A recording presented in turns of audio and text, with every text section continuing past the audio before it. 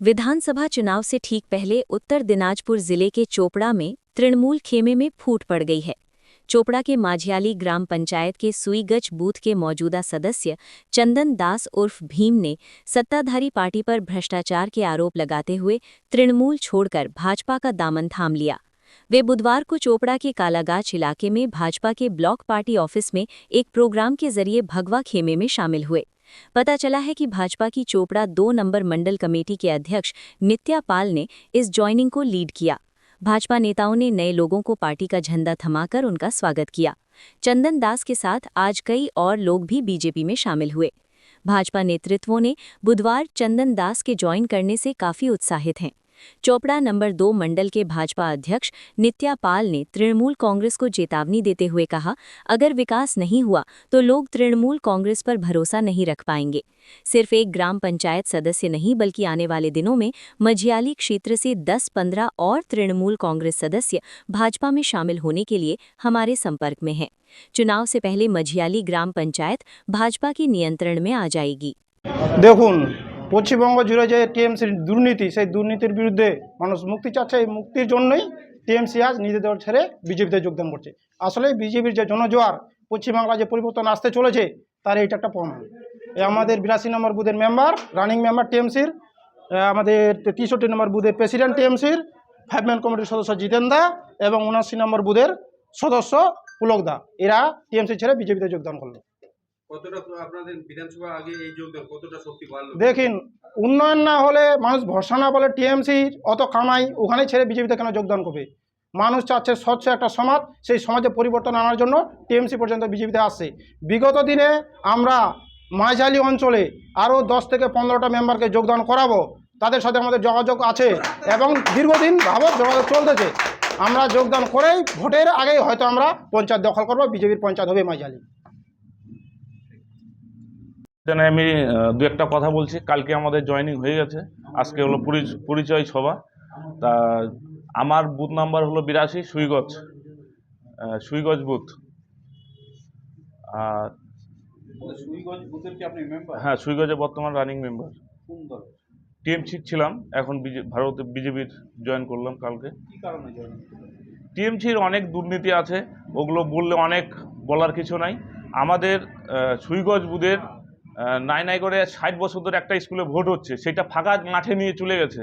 কিন্তু আমরা নাই করে 3বার কমপ্লেন করছি, DM office, HD office, BDO office, কোনো সুরাহা পাইনি। আমরা পঞ্চায়েতেও পর্যন্ত করছি, কোনো কিছু পাইনি। এবার টিএমসি হলো যে টাকা কামাই করে দিতে পারবে সে হলো টিএমসির নেতা। আর টিএমসি বলে যে অনেক উন্নয়ন হয়েছে, সেটা টিএমসিদের উন্নয়ন ঠিক হয়েছে, সেটা দেখবেন খালি নেতাদের বাড়িগুলো যায় দেখবেন, খালি ওদের উন্নয়ন হয়েছে। তাছাড়া সাধারণ পাবলিকের কিন্তু উন্নয়ন হয়নি, সাধারণ পাবলিকের উন্নয়ন হয়নি। এবার অন্যায় যারা টিএমসিতে আছে, যারা কামাই করে দিতে পারবে নেতাদের, তারা হলো টিএমসির নেতা। তাছাড়া সাধারণ মানুষ ওখানে টিএমসির নেতাগিরি করতে পারবে না। ওখানে এই হলো ওদের দুর্নীতি। একের পর এক ঘরের টাকা উঠাচ্ছে, 20,000, 30,000, 25,000 টাকা উঠাচ্ছে। সেটার ভিডিও পর্যন্ত, রেকর্ডিং পর্যন্ত আমার কাছে আছে।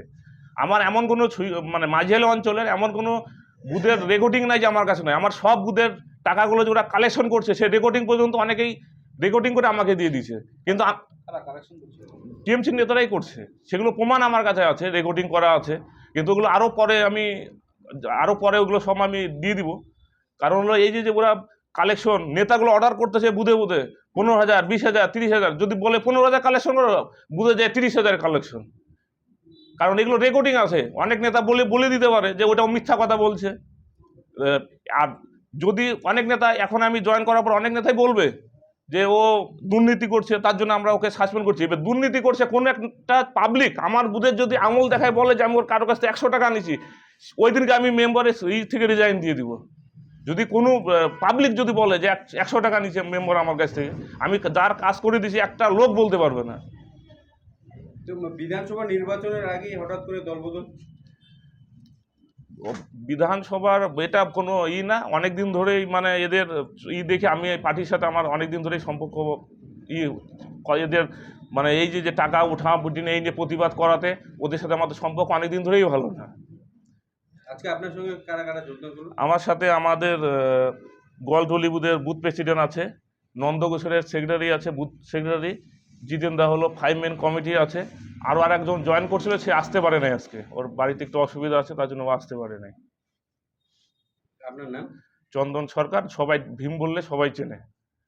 আর এছাড়াও আরও পঞ্চায়েতে অনেক দুর্নীতি আছে, সব প্রমাণ আমার কাছে আছে, ওগুলো পরে বলবো। পরে ধাপে ধাপে আমি আছি, যতক্ষণ আমার পঞ্চায়েতে কি কি হয়েছে, কাজ না করে টাকা উঠায় নিচ্ছে, সব আমার কাছে আছে, প্রমাণ আছে। প্রমাণ ছাড়া ওইটা চলে গেলো। তারপর আর একটা ছোট একটা খালি কথা বলে দিই, আমার সুইগঞ্জ বুথের কাজ হয়েছে, এমন কিছু কিছু কাজ হয়েছে, মানে যেমন একটা জলের ট্যাঙ্কি হয়েছে আমার বুথের সব থেকে গরিব লোক, যে তার বাড়ির সামনে জলের ট্যাঙ্কি হয়েছিল, সেই জলের ট্যাঙ্কিটা বর্তমান দেখবেন সভাপতি বাড়ির সামনে জলের ট্যাঙ্কি হয়েছে, সেটা ওই লোকের নামে ওখানে আমি জলের ট্যাঙ্কি করছি, সেটা ওর বাড়ির সামনে হয়েছে, ওইটা প্রতিবাদ করছি, তাতেও কোনো বিচার হয়নি।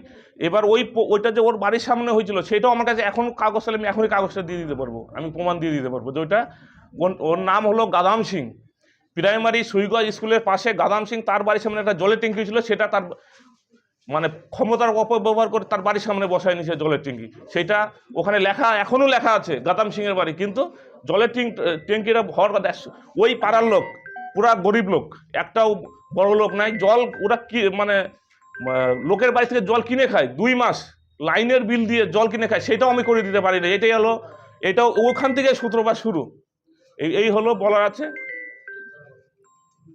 যেটা হচ্ছে যে যোগদান করছে তাকে আমরা দল থেকে বহিষ্কার করে দিয়েছিলাম, কারণ লোকসভা ভোটে ওই বুথে ও বিজেপি থেকে আসার পরেও এক পা বিজেপিতে রেখেছিল, এক পা টিএমসিতে রেখেছিল, এরকম করার জন্য আমরা দল থেকে ওকে বহিষ্কার করছি। এখন বহিষ্কার করার পর ও কোন দলে যাবে সেটা ওর ব্যক্তিগত ব্যাপার, ও যেতেই পারে। আর এখন এখান থেকে যাওয়ার পর তো অনেক বাহানাই দিবে যে আমাকে এখানে ধরেন উন্নয়ন হয়নি, এটা হয়নি। মানুষ জনগণ এটা ভোটে জবাব দিবে যে উন্নয়ন হয়েছে কি না, কারণ আপনারা আগামীতে দেখতেই পারবেন। বিধানসভা ভোটের আগে এভাবে পরিবর্তন মানে দল পরিবর্তন কতটা সমস্যায় ফেলতে পারে? না, আমাদের কোনো প্রভাব পড়বে না, কারণ ওনাকে আমরা বহিষ্কার আগে থেকে করে রেখেছিলাম এবং ওর জন্য কোনো প্রভাব পড়বে না, কারণ ও থাকলেও এটা, না থাকলেও এটা, কারণ ও থাকা সত্ত্বেও ভোট ওই বুথে ভোট বিজেপিতেই লিড করছিল। এখন ও না থাকার পরে আমরা অন্য কারোর উপর ভরসা করে অনেকটা হয়তো রিকভারি করতে পারবো। পাশাপাশি বিজেপি নেতা ওই দাবি করছেন যে আরও 10-15 জন গ্রাম পঞ্চায়েত সদস্য বিজেপির সাথে যোগাযোগ করছে, ভোটের আগে এই মাইজালি গ্রাম পঞ্চায়েত বিজেপি দখল করবে, কি বলবেন?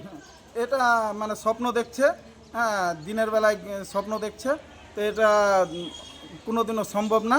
ও নিয়ে তো দেখাক একটা মেম্বার, তারপর আমরাও দেখব। হয়তো আরেকটা মেম্বারকে আমরা বসাইছি, যদি হয়তো যেতে পারে তো ওই যেতে পারে, তাছাড়া আমাদের আর একটাও মেম্বারকে নিতে পারবে না। আর পঞ্চায়েত দখল তো দূরে থাক, আগামী ভোটের পর আপনারা দেখতে পাবেন ওদের এই অস্তিত্ব থাকবে না।